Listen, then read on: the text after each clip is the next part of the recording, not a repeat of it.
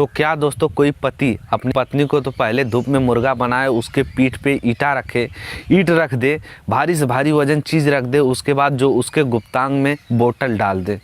जी हाँ दोस्तों, ये दिल दहला देने वाली कहानी बिल्कुल सत्य है।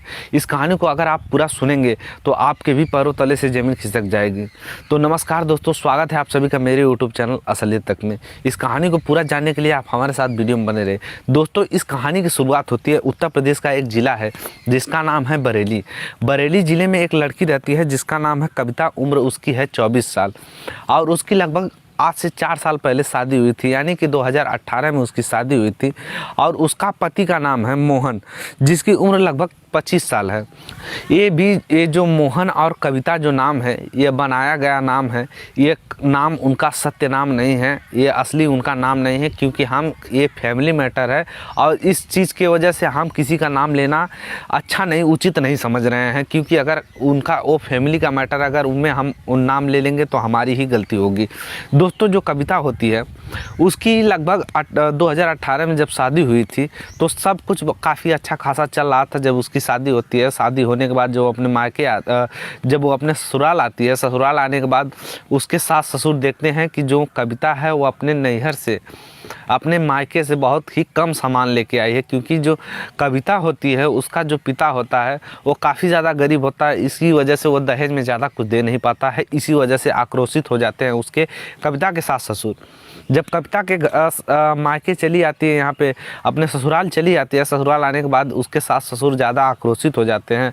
आक्रोशित होने के बाद वो कहते हैं कि आखिर तुम अपने दहेज में लेके ही क्या आई हो, अपने नैहर से, अपने मायके से क्या लेके आई हो।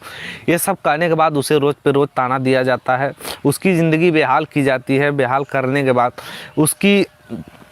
उसका जो पति होता है वो अभी उसे प्रताड़ित करने लगता है कि आखिर तुम अपने मायके से क्या ही लेके आई हो, तुम्हारे दहेज में तुम्हारे पिता ने तुम्हें क्या ही दिया है। ये सब कहने के बाद वो जो कविता होती है वो अपने पिता से ये सारी बातें बताने उचित नहीं समझती है, क्योंकि वो जानती है कि मेरा पिता गरीब है।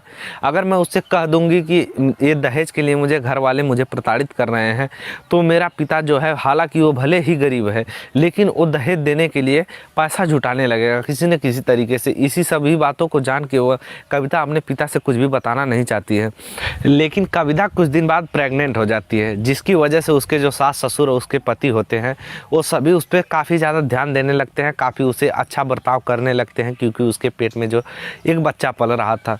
लेकिन कुछ 9 महीने जब बीतते हैं और उसके घर बेटी पैदा हो जाती है, उसको बेटी पैदा हो जाती है, तब सास ससुर और ही आक्रोशित हो जाते हैं, उसके पति भी आक्रोशित हो जाते हैं कि आखिर तुम नैहर से कुछ अपने लाई ही नहीं हो, और ये जो तुम्हारी बेटी हुई है इसकी शादी कैसे करोगी, तुम जाओ अपने पिता से पैसे मांग कर लाओ, अपने पिता से दहेज लाओ, इसकी शादी कैसे तुम करोगी। देखिए दोस्तों, अगर जो भी होता है आदमी के मनुष्य, जो भी अपनी एक औरत होती है वो जो भी जन्म देती है, या लड़की जन्म दे या लड़का जन्म दे, ये उसके हाथ में नहीं होता है। जो भी होता है वो लड़के के हाथ में होता है, लड़की के हाथ में कुछ भी नहीं होता है कि उसके गर्भ से या लड़की निकले या लड़का निकले।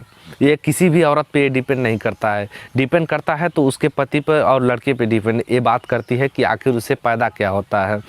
दोस्तों, ये सब करने के बाद वह काफ़ी ज़्यादा गुस्से में हो जाती है और अपने पिता के पास आखिरकार वो चली ही जाती है। लेकिन जाने के बाद पिता भी अपने पिता से बताती है सारी बातें कि मेरे सास ससुर इस तरह से कह रहे हैं, मुझे इसलिए प्रताड़ित कर रहे हैं। पिता सोचते हैं कि घर का मैटर है, इसकी वजह से पिता क्या करते हैं कि तकरीबन 3 से 4 आदमियों को लेके आते हैं और पंचायत जुटाते हैं। पंचायत जुटाने के बाद वो बेटी के ससुराल जाते हैं। ससुराल जाने के बाद वहाँ पंचायत करते हैं। पंचायत करने के बाद सब मैटर खलास हो जाता है, सब मैटर ख़त्म हो जाता है और वो अपने घर में सुखी से रहने लगती है फिर से। लेकिन कुछ दिन बीतता है, कुछ दिन बीतने के बाद उसका जो पति होता है फिर उसे प्रताड़ित करने लगता है। वो उसे धूप में मुर्गा बनाता है, मुर्गा बनाने के बाद उसके पीठ पे ईंट रख देता था। लेकिन उसका जो है, उसका पति, वो इसकी वजह से वो काफ़ी ज़्यादा प्रताड़ित होती थी। कई घंटों तक उसे इसी तरह मुर्गा बनाए रखता था। वो सब देखने के बाद वो काफ़ी ज़्यादा गुस्से में हो जाती है। गुस्से में होने के बाद वो नज़दीकी थाने में जाती है। थाने में जाके वो अपना रिपोर्ट जो दर्ज करवाती है कि मेरा पति, मेरे सास ससुर, मेरे साथ ऐसा कर रहे हैं, ऐसा दुर्व्यवहार कर रहे हैं, पुलिस वाले तुरंत उसके पति को हिरासत में लेते हैं। हिरासत में लेने के बाद उसे जेल में भेज देते हैं। जेल में भेजने के बाद वह क्या करती है, जो कविता होती है वो अपने पिता के पास चली जाती है। पिता पूछते हैं कि बेटी आखिर ऐसा क्या हुआ है।